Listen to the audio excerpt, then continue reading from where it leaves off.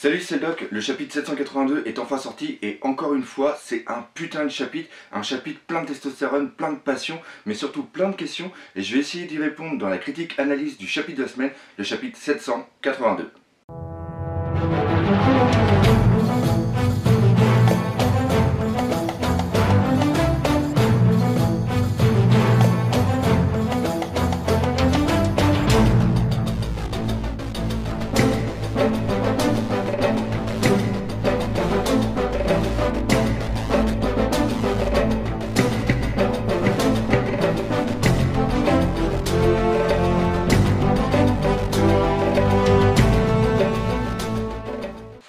Alors le chapitre commence d'emblée avec un combat et c'est un putain de combat, quelque chose qui m'a vraiment pris au trip. On sent vraiment toute la puissance des coups et ce qui m'a fait plaisir c'est que Luffy fait jeu égal avec Don Flamingo. Alors c'est sûr, Don Flamingo est quand même pas mal diminué par rapport au coup qu'il a reçu précédemment par l'eau. Il doit toujours maintenir la Bird Cage, ça doit quand même s'appeler vu qu'il rétrécit, ça doit lui prendre quand même pas mal d'énergie.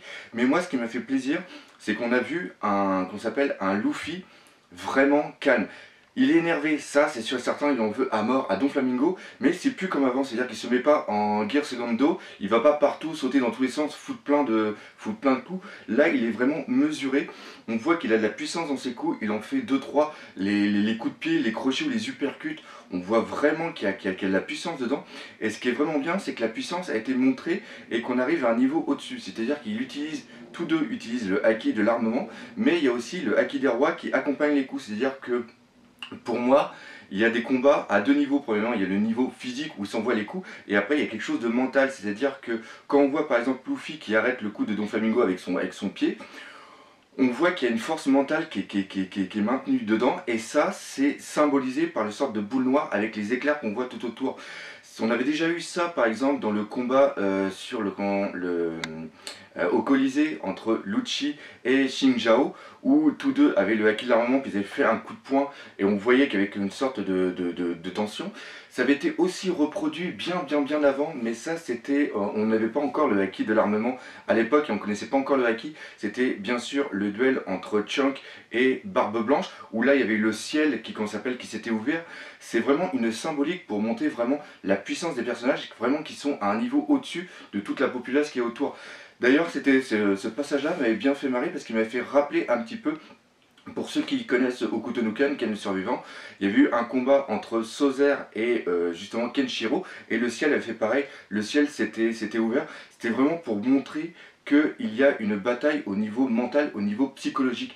En plus, le fait qu'ils utilisent le haki des rois surprend deux personnes, surprend probablement Treble, mais Treble est complètement à la ramasse, qui lui il n'avait même pas conscience que Luffy avait le haki des rois, pourtant Diamantes l'avait vu en regardant les combats du Colisée, et en plus, même l'eau qui est à terre sait que Luffy a le haki des rois, mais il ne sait pas qu'il l'a à un niveau aussi élevé. Donc je pense qu'après, quand vraiment deux personnages possédant le haki des rois combattent, le niveau de haki de roi va vraiment être très important dans la poursuite du combat, même dans la résolution du combat, car même s'ils ont la même force tous les deux au niveau des points, au niveau du haki de l'armement, je pense que la personne qui aura un plus fort ascendant mental, une plus grande force mentale, pourra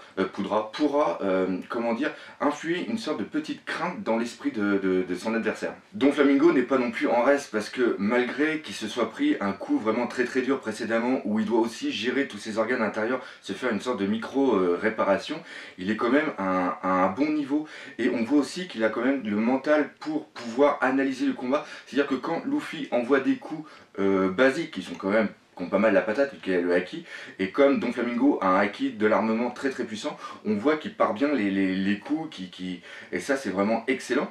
Mais quand il voit que Luffy va envoyer vraiment une grosse attaque, comme par exemple le Eagles Bazooka, là il préfère esquiver l'attaque plutôt que de la prendre, et ça c'est vraiment excellent. En plus il choisit ce moment-là, vu qu'il sait que Luffy a quand même une sorte d'élan, une sorte d'impulsion quand il fait son bazooka, il choisit de se téléporter derrière lui pour lui faire une attaque avec les fils.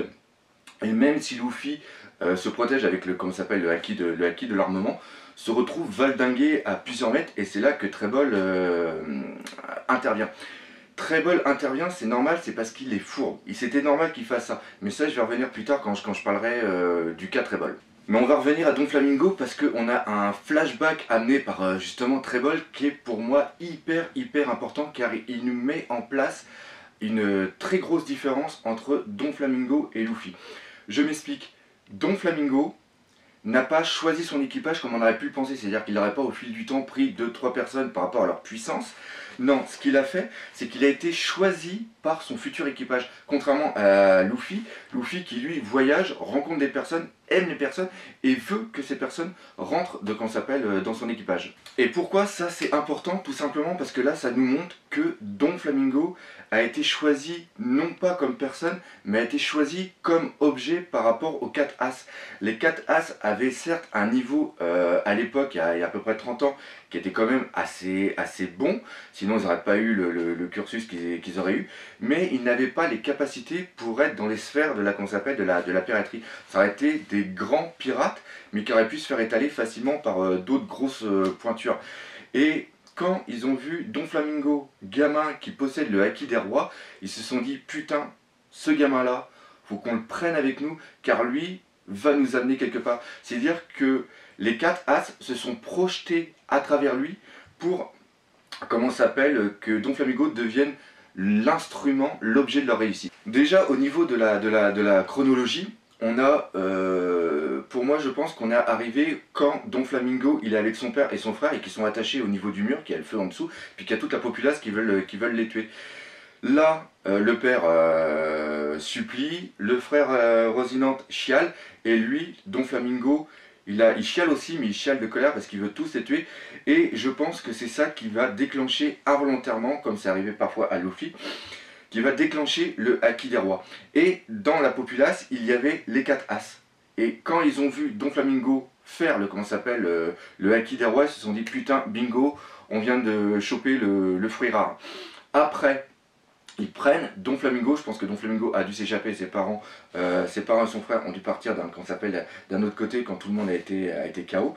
Et à partir de là, Treble, qui lui était le chef de gang, entre guillemets, le capitaine des autres As, a proposé à Don Flamingo le moyen de faire sa vengeance. C'est-à-dire qu'on voit le fruit des monts qui sera le fruit des filles, je ne me rappelle plus son nom, on va dire le Fil Nomi. Voilà. Et après, on voit aussi le flingue, et il demande à Don Flamingo de qui veux-tu te venger. Et Don Flamingo est en train de penser qu'il veut se venger de plusieurs mondes. Premièrement de son père, c'est pour ça qu'il y a le flingue et qu'il va tuer son père. Mais ça j'y reviendrai plus tard parce que pour moi il y a une sorte de petite erreur. Et après, il veut aller reprendre sa place à Marijoa. Donc à partir de là, comme on l'a vu précédemment, il tue son père. Il dit qu'il l'a décapité pour amener sa tête à Marijoa face au dragon céleste pour reprendre sa place. Or, plusieurs chapitres plus tard, le chapitre de maintenant avec la petite case, on voit que Don Flamingo est revenu de Marijoa, bien esquinté, et c'est lui qui dit que c'est eux qui ont décapité son père. Donc là, qui a tué réellement son père? Je pense que c'est lui, mais qui l'a décapité? Ça, par contre, on ne le sait pas. Pareil, est-ce que c'est la bonne traduction? Ça aussi, l'erreur est humaine, on ne sait pas. Mais le plus important, c'est que Don Flamingo est redescendu de Marijoa est arrivé maintenant au niveau lambda, c'est-à-dire sur le monde normal. Il ne pourra plus devenir un dragon céleste et toute la haine qu'il a en lui va pouvoir s'extérioriser parce que maintenant il n'a plus aucune attache du tout. Et c'est ça qui est vraiment important car maintenant Treble sait que Don Flamingo ne pourra plus jamais partir et il va être avec lui. Et maintenant, comme il dit, Don Flamingo avait déjà cette prédominance à la violence, avait déjà cette haine en lui, contrairement à son père, le père naturel de Don Flamingo, qui lui voyait la bonté partout. Lui, Don Flamingo, voit la haine vraiment partout. Et Treble sait qu'il va pouvoir le malaxer, qu'il va pouvoir le cultiver, qu'il va pouvoir le faire pousser, qu'il va pouvoir devenir un instrument absolument démoniaque. Et ce qui est vraiment important, c'est que chaque as avait son point fort et ils vont les synthétiser pour les mettre, Don Flamingo, chacun va lui inculquer sa puissance. Par exemple, Vergo va sûrement lui inculquer tout ce qui est la puissance de combat. Pika, lui, c'est quelqu'un qui est beaucoup plus analytique, on voit, il s'occupait des assassinats, donc il va mettre dans la tête de Don Flamingo qu'il ne doit pas jouer avec son ami, qu'il doit toujours, son ennemi, qu'il doit toujours le tuer le plus vite possible, il faut vraiment aller au pire. plus direct. Treble va inculquer la fourberie à, comment s'appelle, à Don Flamingo. On le voit parfaitement quand il est sur Marineford. Marineford, il attaque rarement de face, il est toujours par derrière, on le voit toujours à l'extérieur, qu'on s'appelle Don Flamingo, on le voit toujours utiliser les fils, par exemple couper les jambes, ou même quand il contrôle Jazz, le mec avec le fruit du diamant, il est toujours par derrière. Donc ça c'est la fourberie qui est amenée par, comment ça s'appelle, Treble, et lui, Diamentes, va lui donner la sorte d'attaque psychologique. Diamentes, on l'a vu tout le long de l'arc, lui, il joue beaucoup au niveau mental, à toujours ressasser les, qu'on s'appelle, à toujours énerver la personne pour qu'elle puisse, qu'on s'appelle, partir de ses gonds et bien sûr s'énerver et commettre des erreurs. Et là, on voit Don Flamingo qui utilise souvent ça. Il va souvent... comment dire, énerver la personne, il va toujours lui envoyer des pics. Là on l'a vu par exemple quand il était à l'agonie presque face à l'eau, ça ne lui a pas empêché d'avoir cette haine, d'avoir cette violence verbale, de dire que de toute façon Rosinante, de l'avoir tué, c'est vraiment l'avoir libéré, c'est l'avoir rendu service. Toujours cette psychologie qui est vraiment très importante, qui permet aux personnes de faire des erreurs, et comme j'ai dit, chaque as avait ses points forts, et Don Flamingo les a pris, et ça c'est vraiment très important car ça montre, on comprend maintenant pourquoi les as sont aussi faibles. Tout est relatif bien sûr, c'est relatif, mais par rapport à là on voit comment ils se font latter par les Mugiwara, c'est vraiment incroyable.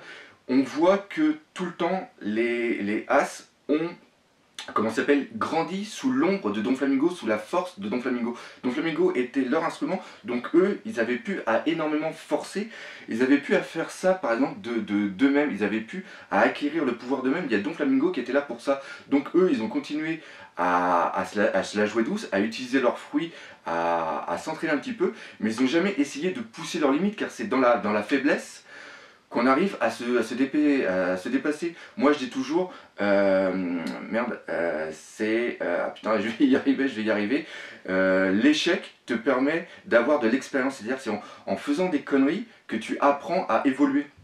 Et malheureusement, les As n'ont pas eu ça parce qu'ils se sont toujours reportés sous Don Flamingo, ils ont toujours grandi sous l'ombre de Don Flamingo, et je dirais même qu'ils ont fait le péché de vanité, à se croire puissant, à se croire assez supérieur aux autres pour ne pas avoir besoin de s'entraîner. Avant de terminer avec ce flashback, là, cette explication, j'ai bien aimé aussi deux passages. Le passage par exemple où, justement, qui est vraiment très important, c'est-à-dire qu'à un moment, Don Flamingo gamin a mal au genou et il dit que c'est ces putains de rues qui m'ont fait mal au genou, et là il rase la ville parce que Don Flamingo a seulement mal au genou en marchant dans la ville. Donc déjà c'est pour le faire voir que Don Flamingo, tu peux faire n'importe quoi, de toute façon les autres c'est de la merde.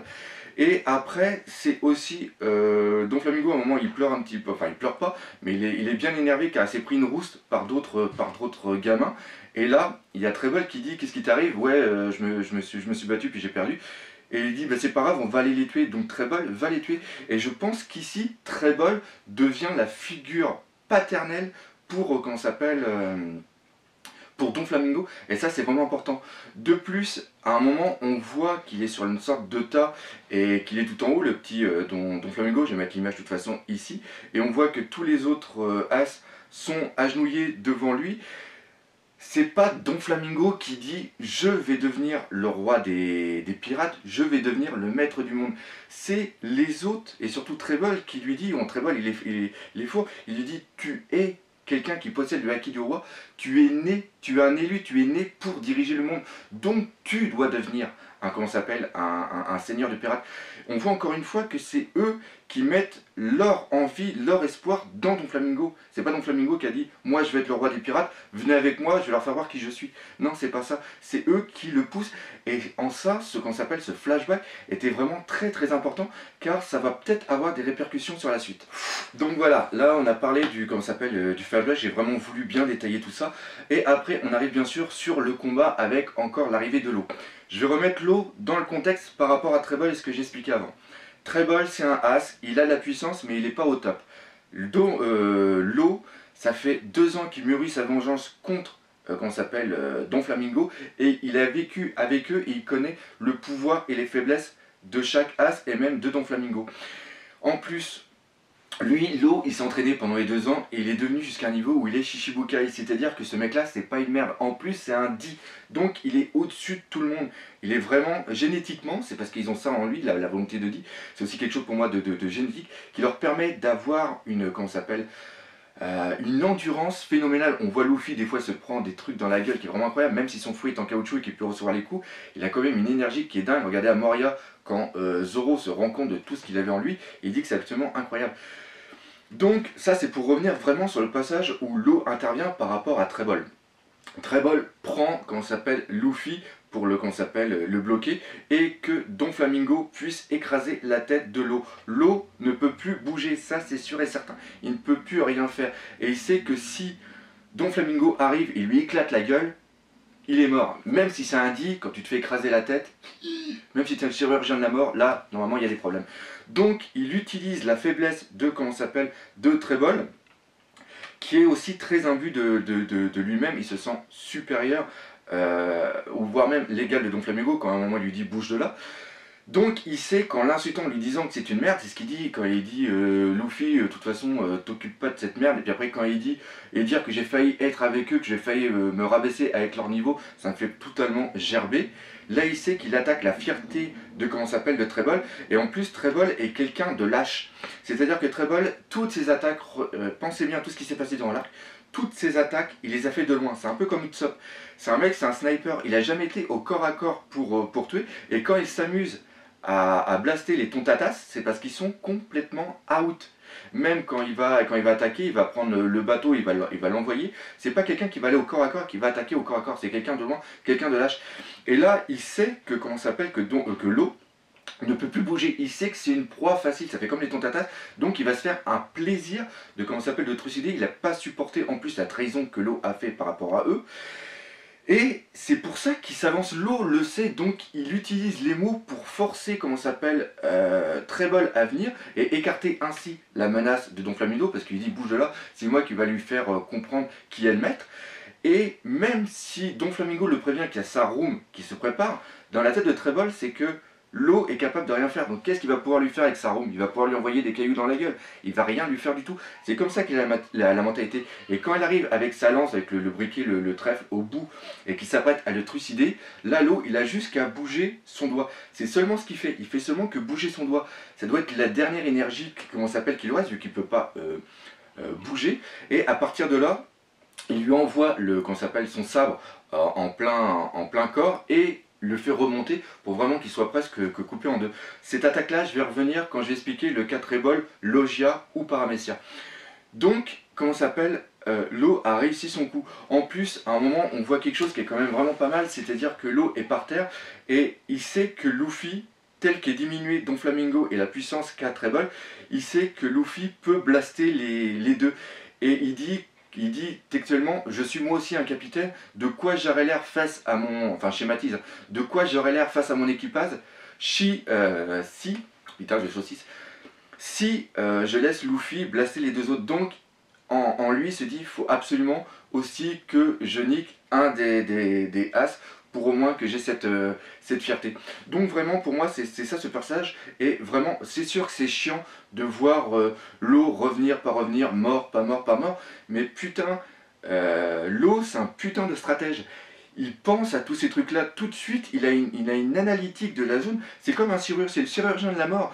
Un chirurgien, le mec quand il va pour opérer, il peut lui arriver des trucs au moment, donc il doit toujours analyser constamment ce qui se passe, toujours être aux aguets et toujours trouver la bonne solution pour lui, et c'est exactement ce qu'on a vu dans ce passage-là. Et maintenant on va arriver à l'un des passages les plus importants de ce qu'on s'appelle de cet arc, c'est-à-dire l'attaque de Trebol, et comment il se fait niquer, et surtout Trebol. Logia ou Paramecia? Ça a vraiment été la grande question. Comme je l'ai dit, Trebol est quelqu'un de fourbe, c'est pour ça qu'il a choisi d'intervenir dans le combat de Don Flamingo avec l'eau. Il n'a pas voulu que ça soit un 1 contre 1, parce que lui, il voit que Don Flamingo est quand même pas mal diminué, et il voit que le combat n'est pas sûr d'être gagné à 100%, donc il se dit, putain, il faut que j'intervienne, il faut blaster l'eau, et après... Comme ça, il va pouvoir blaster, Luffy, et après on sera réglé, on pourra partir. Et par rapport à ça, Luffy a l'attaque, et l'attaque ne fonctionne pas, parce qu'il pense qu'il est un Logia. Alors je reviens maintenant sur le cas Trébol, Logia ou Paramecia. Pour moi, c'est sûr et certain que Trébol est un Logia. Je vais l'expliquer en plusieurs... je vais expliquer mon hypothèse par rapport à plusieurs choses que j'ai vues dans tout cet arc. Premièrement, j'aimerais revenir à la différence entre le Paramecia et le Logia. Le Paramecia, là tel qu'on voit Trébol, si Trébol est bien un Paramecia, il est un Paramecia productif. Un peu comme Mr. Sui dans l'arc Alabasta, c'est-à-dire qu'il peut produire de la matière, contrôler la matière qu'il produit, mais ne peut pas être cette matière, c'est-à-dire qu'il reste humain. Contrairement au Logia qui lui a les trois capacités, c'est-à-dire que premièrement, il peut devenir la matière, il produit la matière et la contrôle, et la matière qui existe autre part, s'il la voit, il peut la contrôler. Donc ça, c'est vraiment très très important. Et le plus important de ces trois étapes-là, c'est surtout qu'il est la matière. Ça, c'est très très important. Pourquoi? Parce que tout simplement, on a vu dans différentes parties du chapitre, à un moment au tout début, il est tout en haut du palais de, comment s'appelle, de Don Flamingo, et ça c'est dans l'anime. Bon, alors, prendre l'anime, peut-être, c'était pas le meilleur exemple, mais au moment, on le voit tomber, et il devient une sorte de flasque, comme une sorte de blob, et après il réapparaît. Donc vu la grandeur qu'il fait, il est quand même aussi grand que Don Flamingo, donc il fait plus de 3 mètres.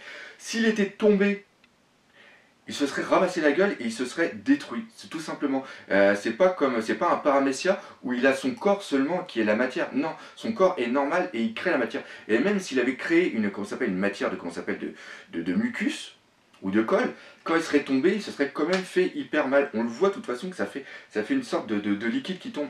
Pareil, pour reprendre ça, là on est carrément dans le manga, où quand il apporte le fruit de S, désolé j'ai plus le nom de Meranomis, oui c'est ça, quand on le voit qu'il tombe du plafond, pareil, il tombe comme une merde, comme une sorte de gélatine, et il s'étale, et après il remonte, et il donne après le coffre.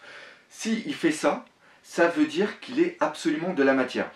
Après, d'autres diront aussi, oui, c'est pas un Logia, parce qu'un Logia, c'est qu'un truc naturel. Et lui, c'est de la colle qu'il produit. Non, il ne produit pas de la colle, il produit du mucus. Le mucus, c'est quelque chose que nous, on produit, comment ça s'appelle, naturellement, c'est ce qu'on a dans le nez, et quand on fait ça, c'est de la colle, ça colle bien.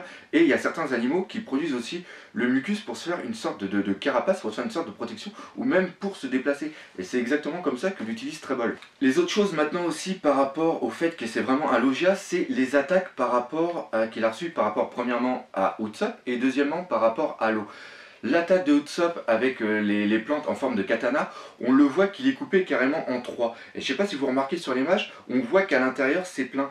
Or, si on prend la logique qu'il a fait voir dans le dernier chapitre, on voit qu'il a une carapace mais qu'il est toujours humain à l'intérieur. Donc si c'était un Paramecia, sa cape, son sort de manteau aurait été apparu et à l'intérieur elle aurait été coupée, il y aurait eu du sang qui serait apparu parce que maintenant Oda n'a plus peur de mettre du sang dans ses mangas. Et l'image qu'on peut voir par exemple ici où on le voit qui serait monté tel un contorsionniste et vu qu'il est mec dans la tête, ça c'est quand même très très fort. Et même dans One Piece, je ne vois pas se déplacer, il est toujours courbé, donc je ne le vois pas vraiment faire ça. Et le plus flagrant c'est l'attaque de l'eau. L'eau dit qu'il le connaît. Ça c'est vraiment très très important. Donc si, il le coupe en 4 morceaux avec son attaque, on voit bien qu'il essaye de se remettre, on voit bien que c'est liquide puis qu'il essaie de se remettre, donc la totalité de son corps ne peut pas se recoller et la totalité de son corps essaye quand même de se remettre et on voit bien qu'il est entièrement en liquide, on voit bien dedans qu'il n'y a plus, sa partie de corps. Certains diront aussi, j'ai lu pas mal de trucs sur le net, c'est pour ça que j'ai pris pas mal de temps pour sortir cette vidéo, il y a des personnes qui disent oui mais si c'est un Paramecia avec son pouvoir il peut recoller un corps. Son corps ne peut pas devenir de la matière, comme j'ai dit, parce que c'est un Paramecia productif. Donc si son corps est coupé, il aurait obligatoirement des lésions. Et c'est pas parce que tu te coupes le bras et que tu te fous de la colle et que tu recolles ton bras après, si tu es un humain normal, même avec un fruit Paramecia, ça tu peux pas le faire, parce que contrairement à Luffy ou d'autres, c'est pas son corps qui est de la matière, son corps reste humain. Dernière chose maintenant, quand Luffy l'attaque et lui envoie des points avec le haki et qui le touche et il dit putain, normalement t'as un Logia avec mon haki l'armement, j'aurais dû te toucher. Là il y a Trébol qui fait une réponse. La réponse qu'il fait ce n'est pas non je ne suis pas un Logia. La réponse qu'il dit c'est Logia, ça ne veut rien dire pour moi. Entre guillemets, si la traduction est bonne. Là, ça montre que Trebol a compris la faiblesse qu'est le Logia. Je m'explique. Un Logia, une personne qui a un Logia, comme j'ai dit depuis tout à l'heure, tout son corps est de la matière. Donc à partir de là, s'il se fait attaquer par des attaques normales, il ne ressent rien du tout. Regardez par exemple Smoker, ou même Aokiji, ou même l'amiral qui contrôle le magma, Akenu. Mais la faiblesse de ça, c'est que les personnes qui sont souvent des Logias vont rester en matière, ils vont faire fusion avec leur matière, ils vont le rester tout le temps. Donc dès qu'ils se font attaquer par du haki, ils vont ressentir le coup et ça va être ça, leur invulnérabilité devient leur faiblesse face à quelqu'un qui possède comment s'appelle, le haki. Trebol est quand même intelligent, il est fourbe, donc il a aussi beaucoup un esprit d'analyse et lui il a compris ce problème là. Et justement quand il dit Logia ça veut rien dire pour moi, c'est-à-dire que lui il ne se juge pas à voir les faiblesses qu'ont les autres Logias, c'est-à-dire que il se fait une carapace déjà de la matière mucus, mais cette carapace n'est pas une extension de lui-même, c'est-à-dire qu'il n'est pas en contact avec lui-même, c'est-à-dire que c'est un objet qui se crée. Autant par exemple Akenu ou Aokiji quand ils attaquent, ils font des chiens de magma, ou ils font des points de magma, ou même l'autre il fait un faisan carrément de glace.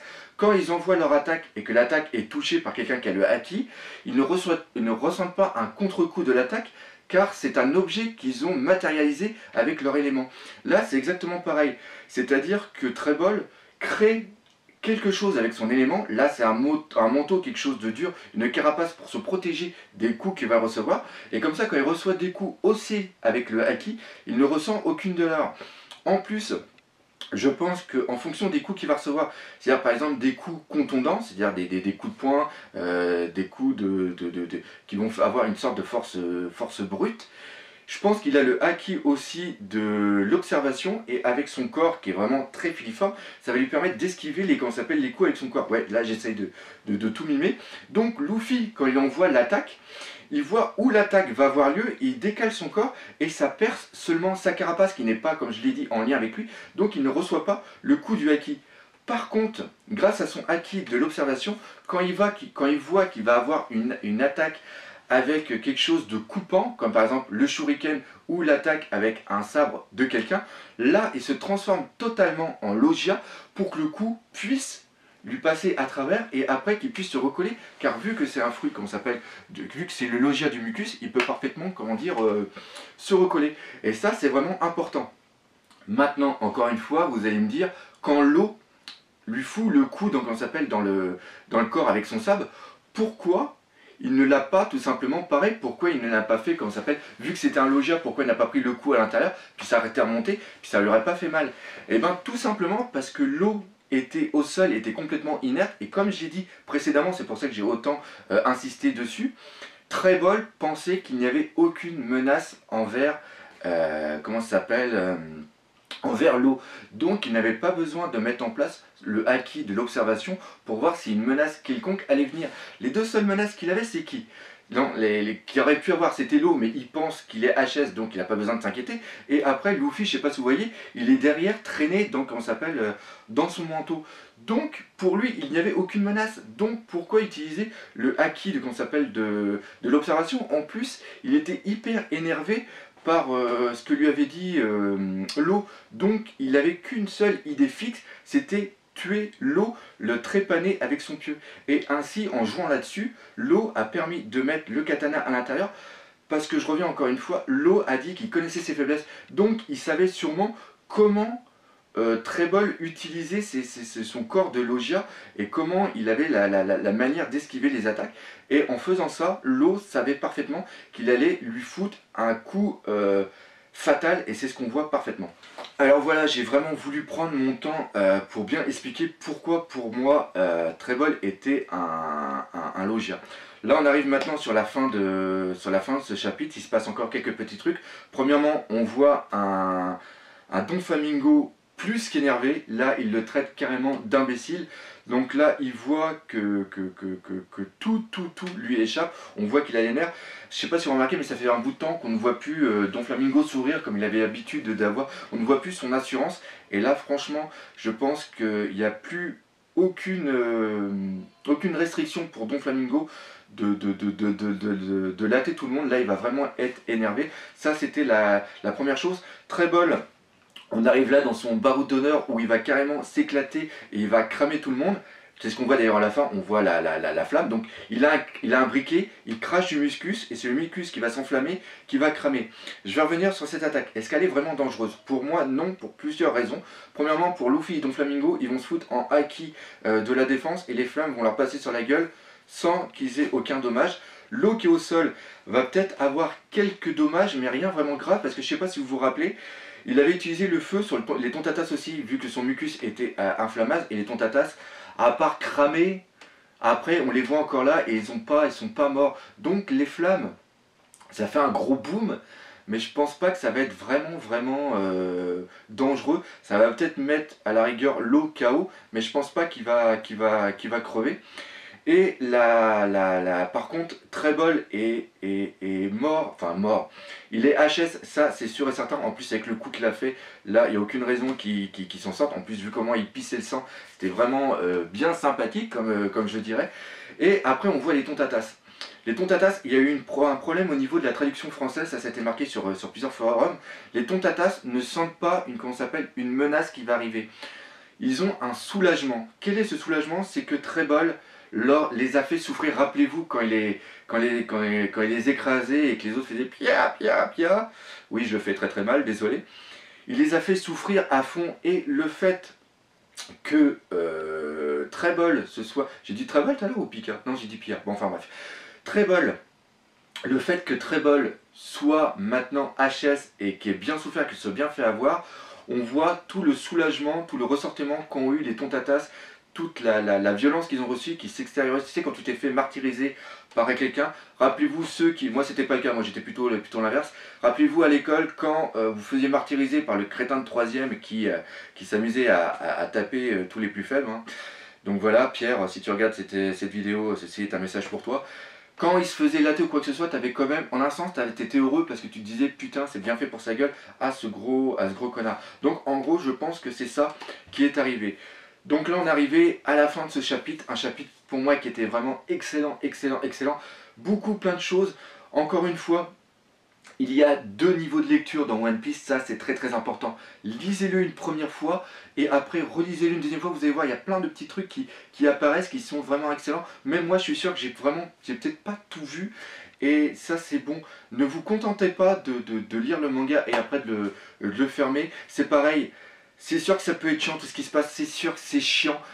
Cet arc traîne en longueur, mais cet arc c'est normal qu'il traîne en longueur, c'est normal, ça fait 2 ans qu'on est dessus, mais c'est normal, il pose les bases du nouveau monde. On apprend énormément de choses, il y a plein de personnages qui sont apparus, ne serait-ce que ceux du Colisée. C'est devenu les futurs lieutenants pour moi de l'équipage de Luffy, et on va les revoir dans d'autres batailles plus tard, quand ils seront face à par exemple des empereurs qui auront eux aussi plein de lieutenants. Regardez par exemple Kaido, où lui il a carrément une armée de 100 Zoan. Pour pouvoir se battre contre ça, il faut obligatoirement que Luffy ait d'autres personnes avec lui. Pareil, on voit aussi toute la hiérarchie au niveau des empereurs, là c'est beaucoup plus mis en place. On voit Don Flamingo que malgré que ça soit quelqu'un qui symbolise la paix, qui a quand même une puissance, et quand même il travaillait pour d'autres personnes. Il y a vraiment beaucoup de choses qui sont mises en place. Je pense qu'on va encore avoir beaucoup de révélations à la fin de ce chapitre. C'est sûr, moi je suis le premier quand je lis des chapitres de dire putain, encore un chapitre, putain, il s'est encore passé ça, ça avance pas.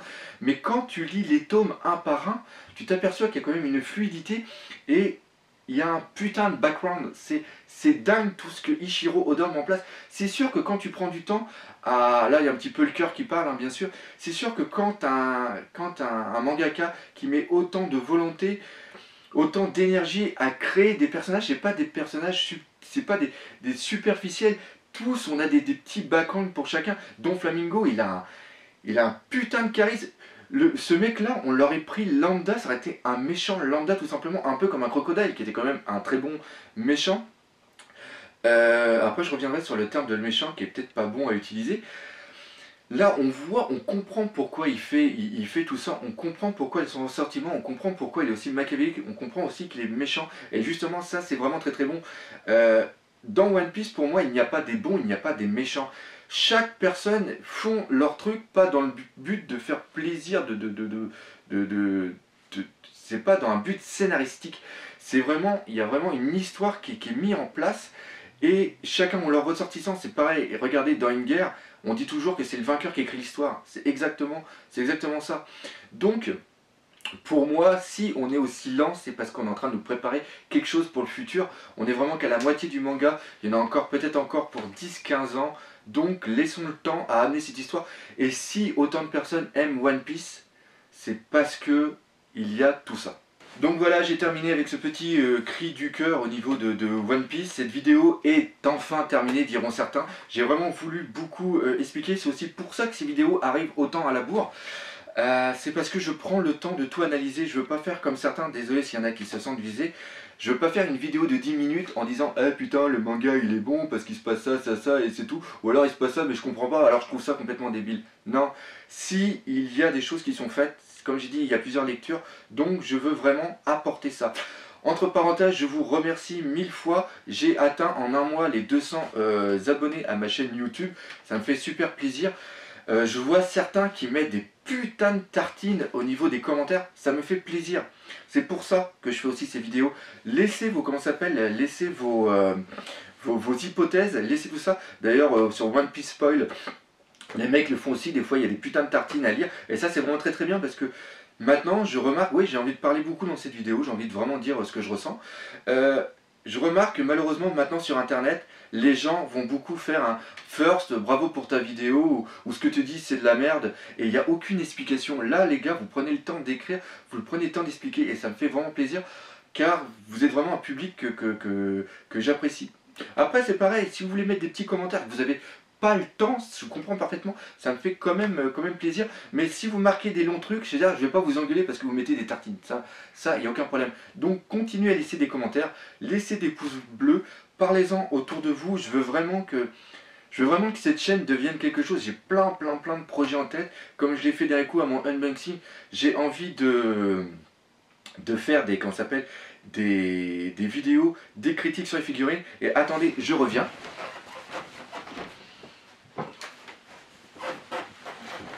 Et regardez sur quoi je veux faire aussi des vidéos sur des réplicas de katana. Je suis en train d'en acheter plusieurs pour faire des petits trucs. Bon ça c'est des petits teasers pour la prochaine fois. Pareil, au niveau de mon exposition, j'ai plein de trucs que je dois faire. Mais ça, j'en parlerai peut-être prochainement pour mais si j'arrive aux 500 vues, enfin 500 abonnés YouTube. Entre guillemets, j'en parle, j'essaierai de le faire, j'essaierai de faire un FAQ, donc à la rigueur, venez sur ma page YouTube, venez sur mon site onepicepassion.com, contactez-moi, laissez-moi des petites questions, et ça me fera vraiment un plaisir de répondre tout ça dans une vidéo dédiée. Donc maintenant, cette vidéo est enfin terminée, merci pour ceux qui la lisent, enfin qui la regardent jusqu'au bout, et comme d'habitude, on se dit à bientôt pour de nouvelles aventures One Piece. Allez, salut!